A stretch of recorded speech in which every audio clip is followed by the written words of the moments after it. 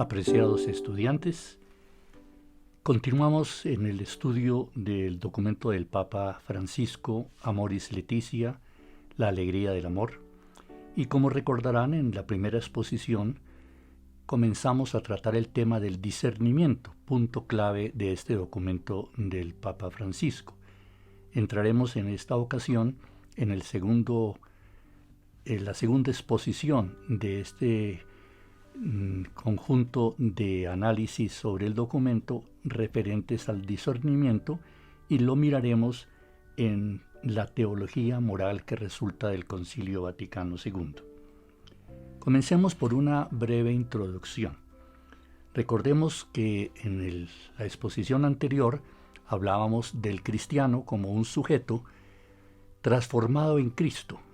Eso es lo que nos revela el Nuevo Testamento, que el ser humano puede ser transformado en otro Cristo, ser divinizado como Cristo es Dios, como una copia o reproducción de lo que es Cristo, Hijo de Dios humanado. Decíamos que la realización de esta posibilidad de ser Hijo de Dios se ejecuta a través de la acción moral de cada cristiano. Y en la moral lo más fundamental que tenemos es la conciencia de cada uno y su libertad. La conciencia para elegir entre el bien y el mal, y la libertad para realizar lo que hemos escogido. Según explicábamos, el Espíritu Santo está en contacto con nuestra conciencia. Como lo explica bien San Pablo, en todo momento está presente el Espíritu Santo de Dios en nuestra conciencia, y allí nos ilustra, nos ilumina para poder realizar de una manera adecuada nuestra selección, nuestro discernimiento. San Pablo maneja los tres elementos que constituyen una conciencia, o tres momentos, para decirlo más exactamente. El primer momento de la conciencia, o su primera función, es la función cognoscitiva de la conciencia, por la cual el ser humano inteligente capta la realidad directamente.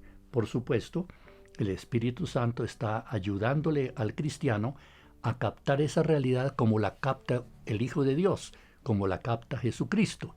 Y entonces por eso nos da una manera de entender las cosas como las entiende Cristo. Para poner un ejemplo, Cristo entiende al ser humano como un sujeto que puede divinizarse, así lo entiende también el cristiano.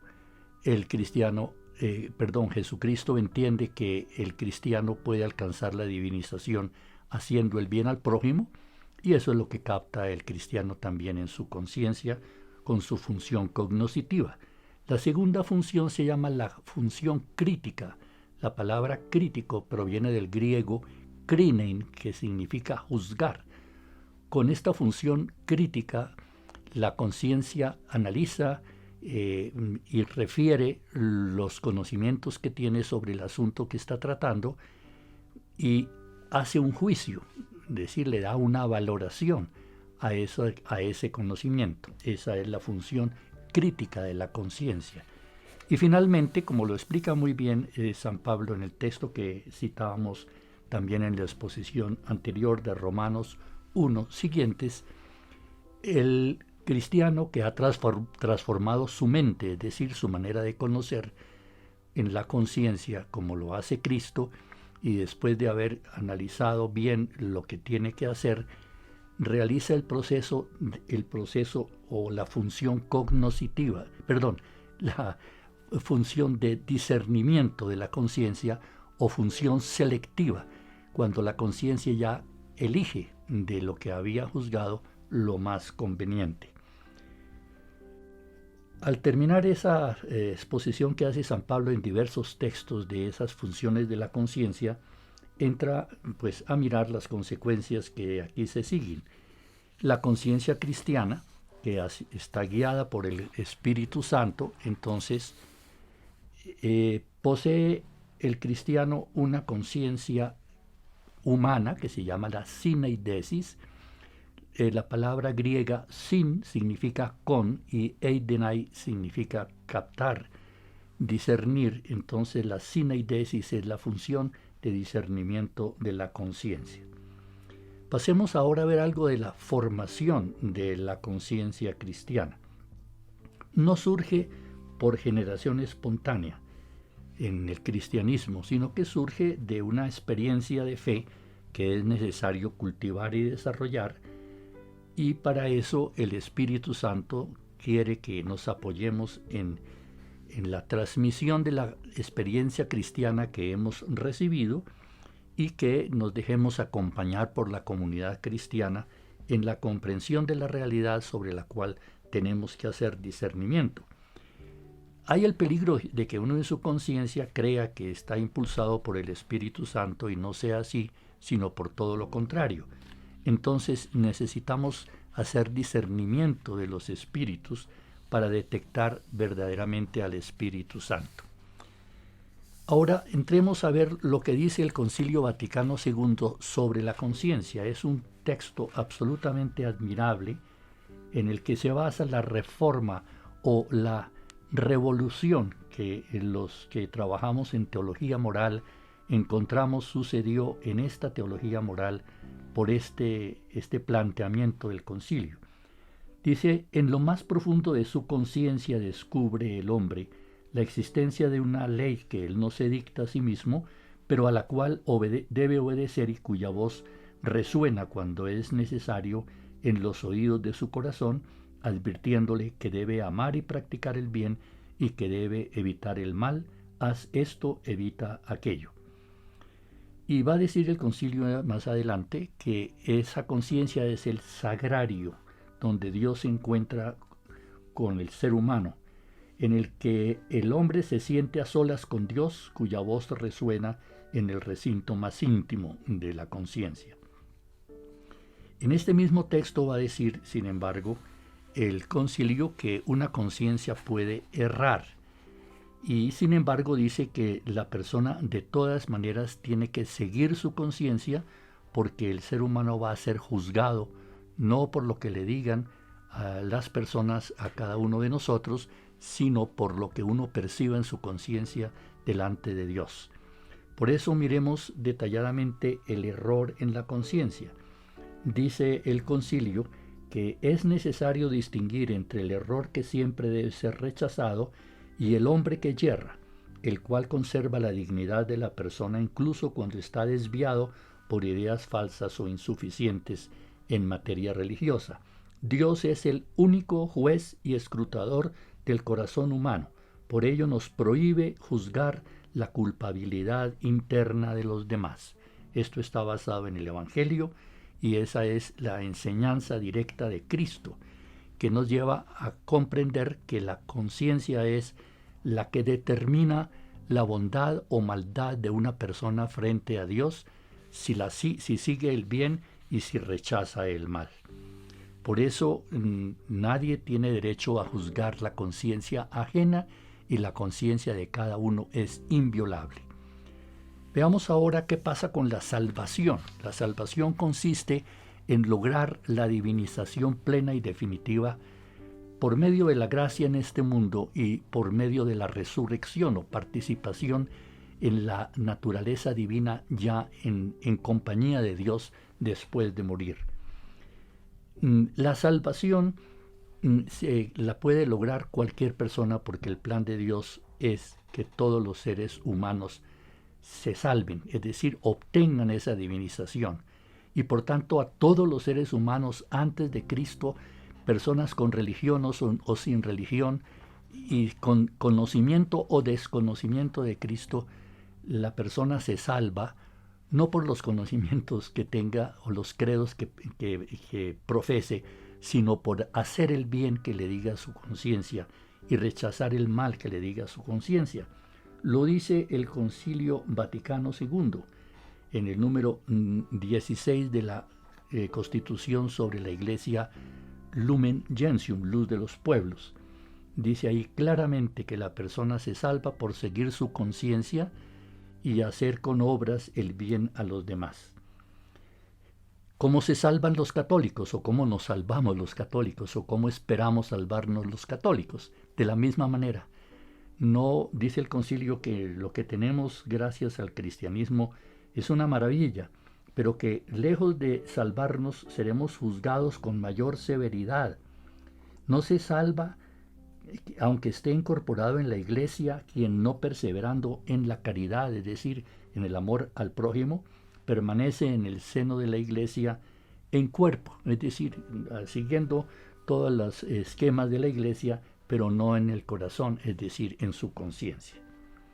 Veamos ahora los valores, el orden moral objetivo o las normas objetivas de moralidad, porque la conciencia siempre mira lo que le presenta esa realidad a la cual pertenece, que está toda regulada por normas y leyes y formas de funcionar.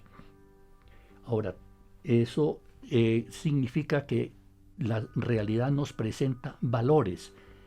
Dice el Concilio Vaticano II en Gozo y Esperanza 36, por la propia naturaleza de la creación, todas las cosas están dotadas de consistencia, verdad y bondad propias y de un propio orden requerido.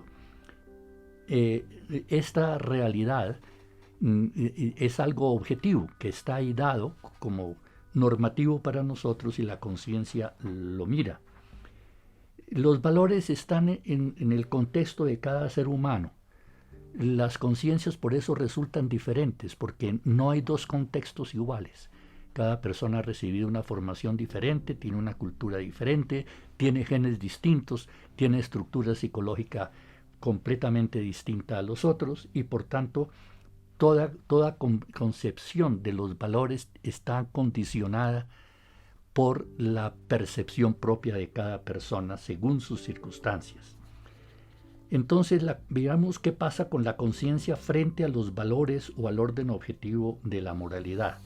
Normalmente nosotros tenemos que atenernos a eso que los valores nos presentan, pero no necesariamente todos los valores que nos presenta la sociedad o las realidad son asumibles por el cristiano, sino que uno tiene que discernir cuáles asume y cuáles no, cuáles son, digamos, congruentes con el cristianismo y cuáles no. Por eso tenemos que acudir al Espíritu Santo, que es referente objetivo de moralidad. El Espíritu Santo está en nosotros, en nuestra conciencia, y nos señala, nos indica siempre lo que debemos hacer, lo más correcto que debemos hacer. Podemos estar seguros de que el Espíritu Santo, que es el amor infinito de Dios, nunca nos va a impulsar a hacer algo contrario al amor.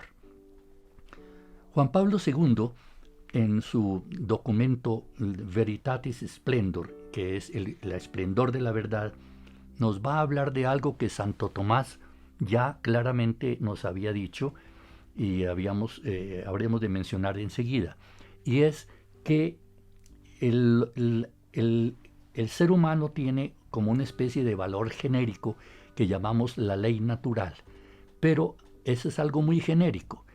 Y para elegir uno en un caso concreto, pues tiene que ir bajando hasta mirar qué es lo más conveniente en ese instante. Eso se llama el juicio práctico de la conciencia, que está referido evidentemente al principio general de la ley natural. Por eso la ley natural se llama universal, es decir, es para todos los seres humanos, pero la conciencia es la que en cada momento especifica qué es lo más conveniente o lo mejor que se debe hacer. La ley natural, según Santo Tomás, es la participación de la sabiduría divina. Eso lo explica él en su Suma Teológica, en la primera parte de su segunda parte, cuestión tercera, artículo primero. Y posteriormente vamos a ver cómo la ley natural, según Santo Tomás de Aquino, no es un bloque de leyes que nos venga de la naturaleza humana, porque dice Santo Tomás en la Suma Teológica, primera parte de la segunda parte, cuestión 94, artículo 2, nos dice que lo único que constituye la ley natural son los tres instintos fundamentales de todo ser humano, que son el instinto de conservación de la propia existencia, el instinto de reproducción de la especie humana, y el tercer instinto, que es el más fundamental, que es el propio de la especie humana, que es la razón y la libertad. La búsqueda de la verdad con la mente y la búsqueda del bien con la voluntad. Esa es propiamente la ley natural según Santo Tomás. Todo lo que de allí se sigue, pues definitivamente es ya algo que la conciencia propia aplica a los momentos específicos. Así es que las leyes universales no existen propiamente. Es el ser humano el que en cada caso con su conciencia escoge lo que es mejor, lo que es conforme al bien según sus propias circunstancias. Esos son los principios generales de la ley natural y sus aplicaciones particulares. Precisamente el Papa Francisco nos va a decir en su documento Amoris Laetitia, nos va a decir que, aunque citando a Santo Tomás, aunque en los principios generales haya necesidad, cuanto más se afrontan las cosas particulares, tanta más indeterminación hay, y por tanto serán distintas las percepciones de cada sujeto que sigue la ley natural, porque no hay dos sujetos iguales, no hay dos conciencias iguales. El Papa cita también a la Comisión Teológica Internacional, diciendo que la ley natural no debería ser presentada como un conjunto ya constituido de reglas que se imponen a priori al sujeto moral. Eso es evidente, así lo entendemos los teólogos. Veamos entonces el discernimiento de conciencia en la aplicación a lo particular. La razón en su capacidad de discernimiento o de aplicación de los valores normativos a los casos concretos se explica también, o nos explica también, que cualquier ser humano pueda rechazar determinados varones que no le cuadran, que no coinciden con sus propios principios. El Papa Juan Pablo II en Evangelium Vitae dice claramente que hay leyes que los cristianos o católicos no deberíamos aceptar. Para eso requerimos precisamente el discernimiento. Hay leyes que no son compatibles con el cristianismo. El cristiano debe discernir aun los valores que le media históricamente la Iglesia. O no creyera que lo que le exige la Iglesia a uno, los valores que le propone como los que debe seguir, esos no tienen que ser discernidos por la conciencia. Pero resulta que sí. El concilio ya en el texto del Gozo y Esperanza número 43 había pedido disculpas, perdón, porque la Iglesia tiene mucha distancia de lo que el mensaje que anuncia y la fragilidad humana de los mensajeros. Y dice, dejando a un lado el juicio de la historia sobre estas deficiencias, debemos tener conciencia de ellas y combatirlas con máxima energía para que no dañen a la difusión del Evangelio. La Iglesia en ocasiones nos ha mediado valores que propiamente no eran nada cristianos. Por eso quiero tocar brevemente el caso del discernimiento de conciencia ante la encíclica del Papa Pablo VI sobre los anticonceptivos, la Humanae Vitae.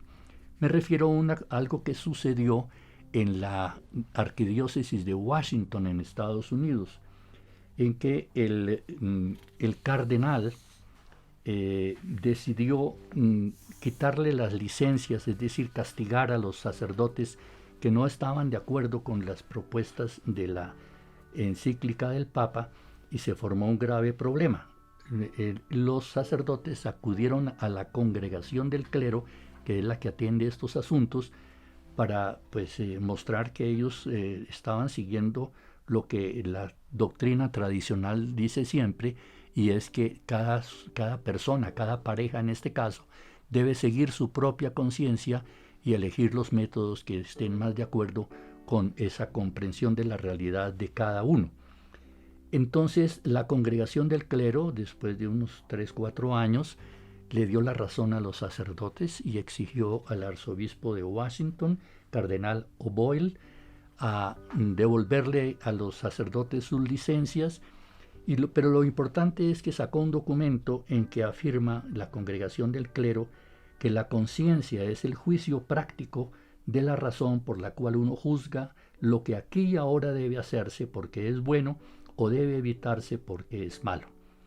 Por supuesto, dentro del respeto al magisterio de la Iglesia. Pero el papel de la conciencia es el de un dictado práctico, aunque no es un maestro de doctrina.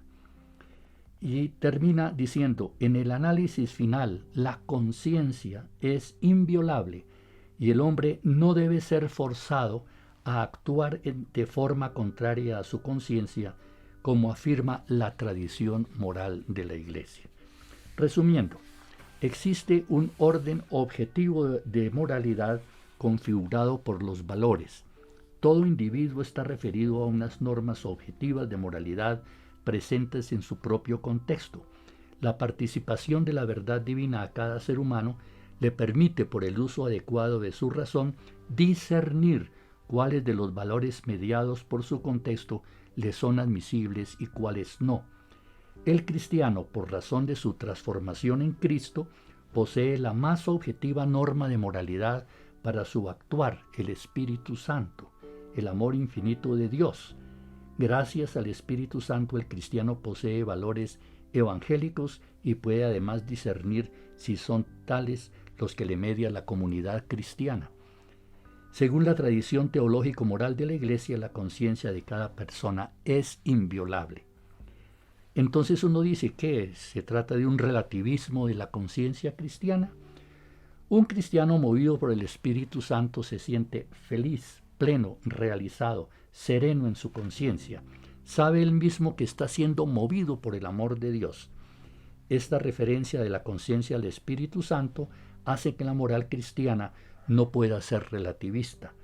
Siempre estará referida a un parámetro absoluto con la misma absolutez, con la máxima absolutez, porque su parámetro es el mismo Dios amor. Toda ética y toda moral es relativa a tiempos, lugares y circunstancias, y así lo es la moral cristiana, pero no es relativa frente al amor. La conciencia siempre enfrentada al amor escogerá lo que es más conforme con ese amor, que es la entrega, la comunicación, la generosidad hacia el prójimo. Esa es por eso la norma fundamental del cristianismo, porque la conciencia, guiada por el Espíritu Santo, percibe que en eso consiste el amor, en amar a los prójimos, en hacer todo lo posible por su bien, y eso es lo que se pretende en el cristianismo. Apreciados estudiantes, con esto hemos concluido el segundo aspecto del estudio del discernimiento referente al documento del Papa Francisco Amoris Laetitia, la alegría del amor.